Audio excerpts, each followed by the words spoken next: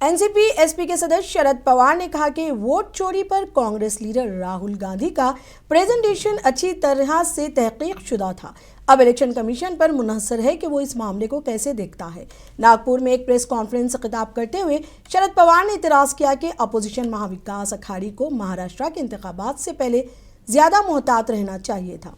उन्होंने मजीद कहा कि 9 सितंबर को होने वाले नायब सदर के इंतखाब के बारे में अपोजिशन ने अभी तक अपने मौक़ूफ़ का फैसला नहीं किया है। शरद पवार ने अपने भतीजे अजीत पवार की ज़ेर क़यादत हुक्मरान एनसीपी के साथ अपनी पार्टी के हाथ मिलाने की क़यास आराइयों को भी मुस्तरद कर दिया है। उन्होंने जोर देकर कहा कि हम कभी भी बीजेपी की क़यादत वाले इत्तेहाद के साथ नहीं जाएंगे।